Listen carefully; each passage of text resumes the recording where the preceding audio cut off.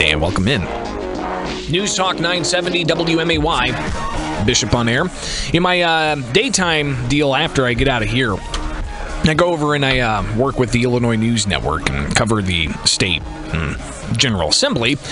And I tell you what, I had a colleague say, recently it seems like we're watching the same bad movie for 6 hours every day and then having to write book reports about it. And you know what? I mean, to be honest, that's kind of how it feels.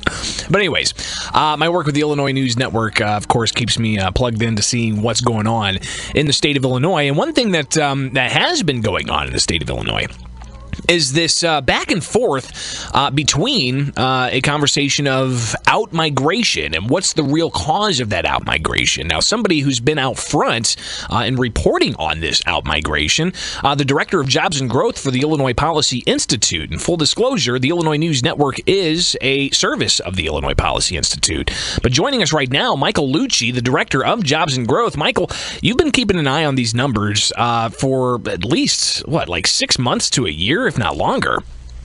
Yes, and Illinois Policy Institute's been looking at migration for a while, and I actually remember breaking the story on your show back in December about how Illinois had a record year of out-migration from 2013 to 2014, and we're seeing what that means in terms of renting a truck to leave Illinois and in terms of what's happening to Illinois cities.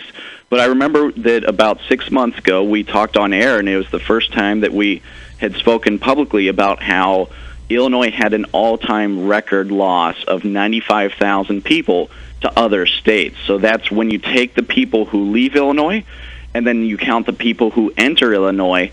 On net, we lost 95,000 people to other states last year. Now, these aren't numbers that you're just pulling out of thin air for, various reasons. No, these are like official numbers from a variety of different locations. Tell me where you're getting this data.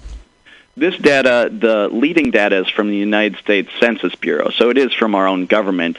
And supporting data comes from the IRS, our good friends at the IRS. Right.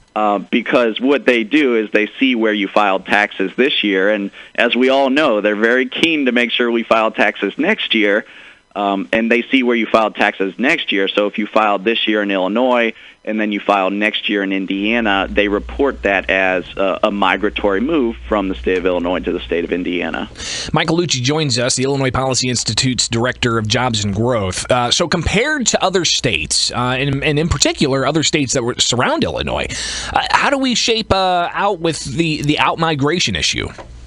Well, we lose people to all surrounding states. And again, by that I mean the net exchange. When you count the people who go to Indiana and then you count the people that come from Indiana to Illinois, we have a loss on that trade-off in terms of people and also in terms of income. So on all of these trades we make, we lose people, and we actually lose slightly higher income earners to the other states also.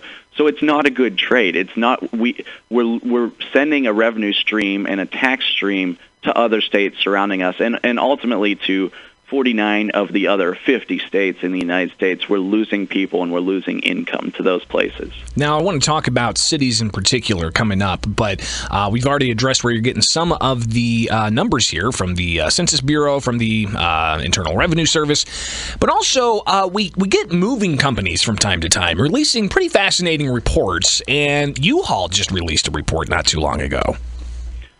That's right. They released a report that said what are the top one-way destination cities, and Chicago actually came in at number 2, which might not make sense when you realize that people are leaving Chicago on net. But what they were looking at, and there was not necessarily a political bias in there, they were just saying, what are the one-way destination cities? If you count all of the one-way moves, Chicago came in at second, Houston was first. What that report did not look at is how many people are then moving one way out of Chicago. And so we thought that was an interesting story, and it's something that we'd already looked at because last year we were just playing around and pricing U-Haul trucks. So saying we wanted to rent a U-Haul truck for a one-way move from Chicago to, say, Austin, Texas, and then price that same truck coming in the opposite direction from Austin, Texas, up to Chicago. And the results were very startling. it costs more than 4 times as much to rent a one-way truck from Chicago to Austin as it did to run the same route in the opposite direction from Austin to Chicago. The reason is because there's demand to leave Chicago to head to places like Texas. So that comes out in the prices. So you drive the same truck, the same number of miles, but you do it to leave Chicago, it's going to be really expensive because a bunch of other people are trying to rent that same truck to move from Chicago to Texas. So, yeah, you're talking about how the cost of taking a truck from Chicago to other larger areas like Houston, for instance, it costs more because more people are demanding that they get a U-Haul truck out of Chicago. So that's not something that U-Haul actually worked into their report that they released not too long ago. That's right. They were just saying one-way moves, where are a lot of them going to? They weren't looking at the net exchanges. So take it, for example, like this. Say there were 20,000 one-way moves to Chicago. That might make us second place for most one-way moves into the city. However, if there are 30,000 one-way moves out of Chicago, that is not a good trade-off. That's not what we want. So, and that's basically what we're getting. We're getting a bunch of one-way moves into Chicago for sure, but there are far more of them making one-way moves out of Chicago to some of these places that have, say, better job growth, a better business environment, and for sure a better weather climate there also. But that's not the big driver of what's making people move. Let's talk more about cities in particular, because another post that you guys have with the Illinois Policy Institute talking with Michael Lucci, the Director of Jobs and Growth, you break down a whole bunch of different Illinois cities. In Chicago, looks like the 2013-2014 population change was 82. You would want to have more growth than that, I would imagine. But that's not the only number here that sticks out. We've got some cities that just have not done well at all. Real quick, Springfield lost 204 people. But if you look at, say, for instance, Rockford, it's just not looking pretty for some of these cities. Right, and what's really startling about this is that when you realize that population grows naturally because we have more births than we do deaths, and population in the United States grows for very good reasons in actually all 50 states because we have people immigrating from other countries who want to become Americans, and that's a very good thing.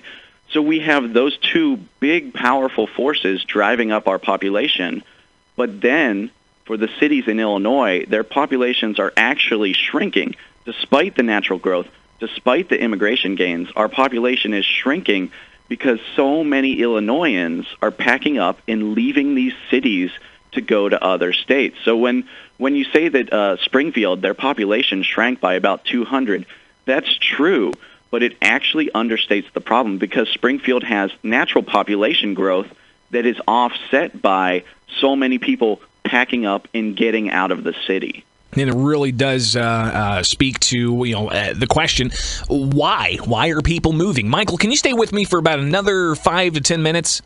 Absolutely. All right, because I want to take a break and then come back and talk about some of the reasons why you think Illinois and these various cities are losing population. So stay tuned. Michael Lucci, the Director of Jobs and Growth for the Illinois Policy Institute, with Bishop on Air, News Talk 970 WMAY.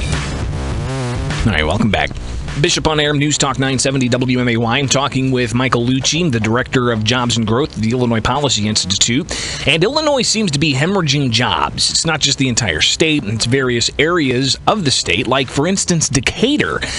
Michael, tell me about Decatur in particular, because they seem to be at the bottom of this list of cities in Illinois that are having some population problems.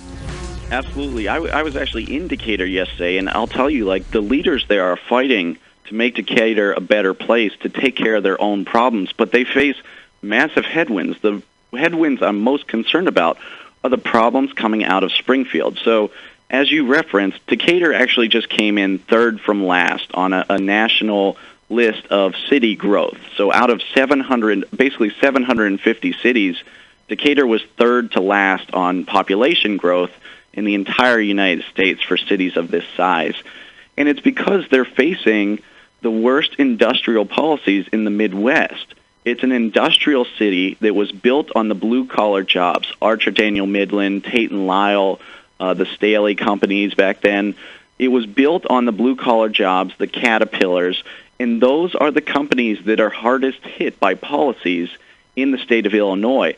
And everywhere I went there, the people said a number of things, but the one thing you heard everywhere, workers' compensation is driving people out of this state. The workers' compensation system in Illinois is so bad that these manufacturers are being forced to locate elsewhere just because of that one thing. Before you talk about anything else, they won't locate here because we have such a terrible workers' compensation system. There are other problems too, but that was such a big highlight that they talked about in Decatur. And they have to deal with the fact that they have these terrible policies that are making them one of the slowest growing cities in America. Yeah, and the workers' compensation issue was addressed by lawmakers in Springfield. And I say addressed because even the Illinois Manufacturers Association and the Chamber of Commerce, they said you can't even really call this reform. The measures that they implemented in the House, and it's going to be kicked over to the Senate, it essentially codifies the status quo. I don't know if that helps. Also creates another task force to look into savings from a 2011 reform measure. And another piece of the puzzle that they passed in the House was essentially allowing for employers to investigate previous employment for an injured employee, but that's expected to increase litigation. So, again, it doesn't seem like lawmakers are really understanding what the true problems with workers' compensation are.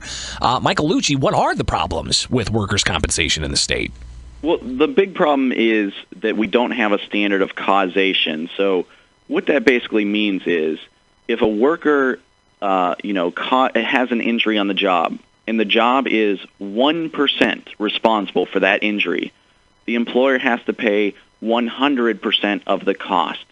So say someone had a softball injury on the weekend, and they come into work and, part of their job aggravates that softball injury even just a little bit. The employer is now on the hook for all of the costs of that injury. So we don't have what's called a causation standard.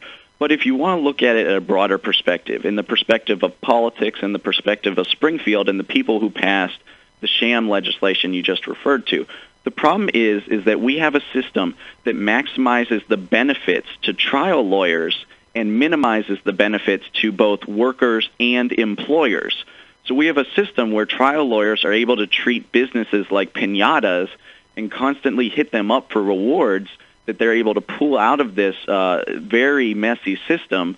And meanwhile, these businesses are saying, look, I got to get out of here just to stay in business. I got to go to Indiana. And these workers are being left behind because they're just being left without a job and being left without good benefits because employers don't want to hire workers in Illinois.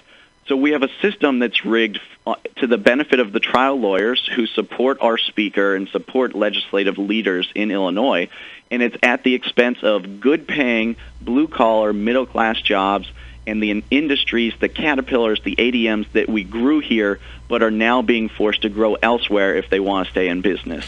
Michael Lucci, the Director of Jobs and Growth of the Illinois Policy Institute, talking about some of the reasons why businesses are leaving the state, and with those businesses, population, because, of course, people are going to want to go where they've got employment, and Illinois seems to be hemorrhaging population, and that seems to be a result of businesses not being able to find a friendly climate in Illinois.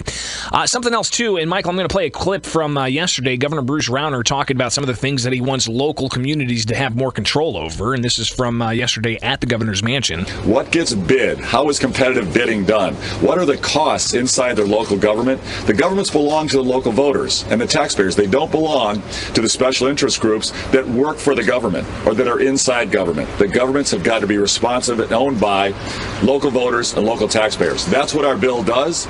And he's talking about his version of a property tax freeze that would include provisions of allowing local communities to have more control over prevailing wage.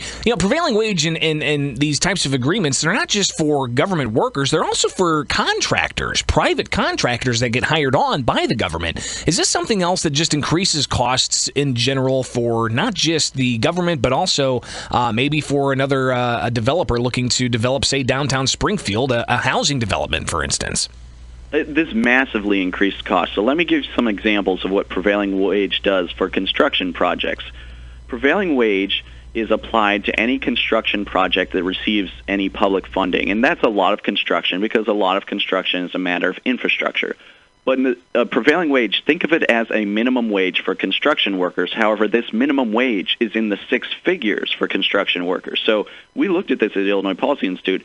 If you're a sprinkler fitter, your annual salary and benefits under prevailing wage, $150,000. If you're a fence erector, $155,000. If you're a carpenter, $145,000 per year.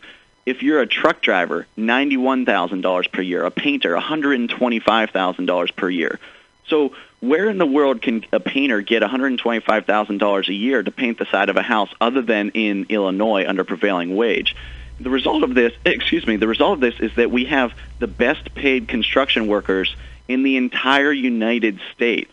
And meanwhile, we have the worst paid manufacturing workers in the entire Midwest, because the manufacturers and the manufacturing workers have to pay those huge property taxes, which then go to these lavish prevailing wage salaries and benefits. So it's a really unfair system where we're subsidizing construction workers with six-figure incomes, and meanwhile we have manufacturing workers who are the worst paid in the entire Midwest because we have such an unfriendly business climate here.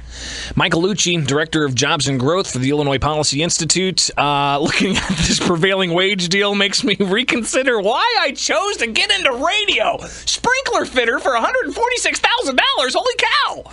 All right. I appreciate your time, as always, and we'll definitely check back in to get updates on jobs and growth here in Illinois. Michael Lucci, Illinois Policy Institute. Have a great day, man. Thanks for having me.